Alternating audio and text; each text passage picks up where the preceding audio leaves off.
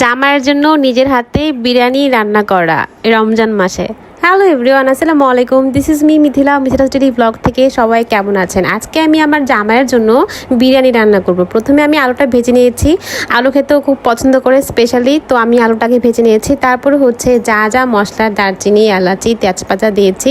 তারপর হচ্ছে আমি একটু পেঁয়াজ বাটা, রসুন বাটা, আদা বাটা, লবণ, একটুখানি হচ্ছে একটু মরিচ দিয়েছি। আমি মরিচটা একটু দিতে পছন্দ করি, যেহেতু ঝাল ঝাল সবাই খেতে একটু পছন্দ করে। তো আপনারা কিন্তু অবশ্যই পরিমাণ মতো মশলাটা দিয়ে দিবেন, ঠিক আছে? তারপর হচ্ছে আমি একটু কাঁচা পেঁয়াজও দিয়েছিলাম, মানে কুচি করে পেঁয়াজটা, এটা আমি স্কিপ করেছি, দেখাইনি ভিডিওতে। তারপর আমি একটু চিনি অ্যাড করেছি। চিনিটা দেওয়ার পরে হচ্ছে আমি মুরগির মাংসটা দিয়ে দিয়েছি। এটা দেশি মুরগির মাংস ছিল। তারপর সুন্দরভাবে হচ্ছে আমি মশলাটা মাংসের সাথে মিক্স করে ফেলেছি। একদম কয়টা দিকে রান্না করেছি, প্রায় মনে হয় ইফতারের একটু আগে আগেই রান্না করেছিলাম। তবু যেহেতু এসেছিল, ও অনেক ইফতারি কিনে এনেছিল, বাইরের ইফতারি আর কি, না করলেও আনবি।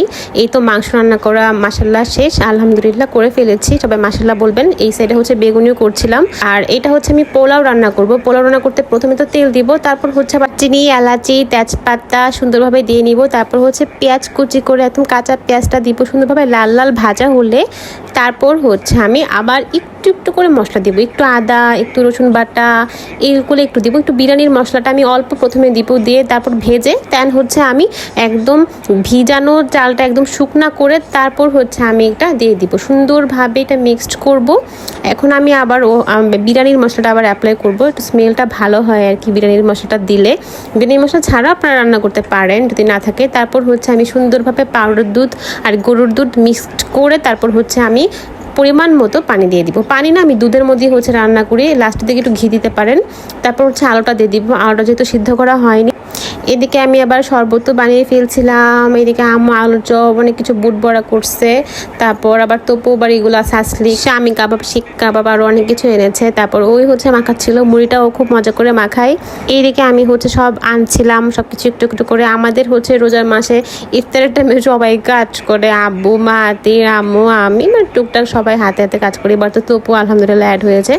তো হচ্ছে মাখাচ্ছিল, আব্বু সাথে আবার গল্প করছিল যে কি খাই না খাই, ওইখানে এইগুলো নিয়ে আলাপ আলোচনা করতেছিল আর কি। একসাথে হলো যে এত এত মানে গল্প, আসলে এই গল্পের শেষ হয় না। আর আমরা কিন্তু আলাদা আলাদা এমনি খাই, কিন্তু তবু আসলে ও হচ্ছে পুরিটা মাখাতে খুব পছন্দ করে। আর ওর মুড়ি মাখানো অনেক মজা, সব কিছু একদম করে একদম মাখাই। তারপর আমরা একসাথেই বসে আর কি খাওয়া দাওয়া করি। আজকে মাহাতির, ও কিন্তু ময়মনসিংহ থাকে আমার ভাই, ও আসছে। মানে আলহামদুলিল্লাহ আজকে সবাই বাসায় একসাথে আর কি। এটা আজকেই হয়েছে আলহামদুলিল্লাহ, মাশাল্লাহ।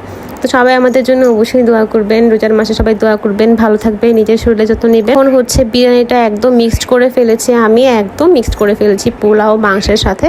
এখন আমি আমার জামাইকে হচ্ছে টেস্ট করাবো করছি নিজের হাতে। এখন আবার একটু জামাইকে টেস্ট করাই, দেখি কেমন হয়েছে। কেমন হয়েছে, স্মেল কেমন হয়েছে?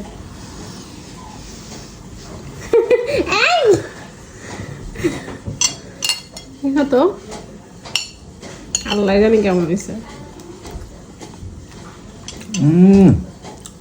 ভালো হয়েছে। আমি করছি সবটা, আমি করছি। আলুগুলো আগে ভাইজা, বুঝছো, তোমার জন্য স্পেশালি আলুটা আগে ভাজছি। আল্লাহ জানি কেমন হয়েছে, আমি খুব ভয় পেয়েছি। দাও তো একটু, একটু দাও।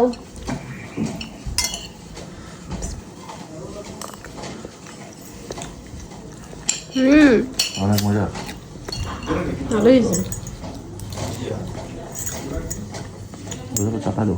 এই তো আজকে এ পর্যন্তই। সবাই ভালো থাকবেন। Till then, take care, bye bye, আল্লাহ হাফেজ, থ্যাঙ্কস ফর ওয়াচিং।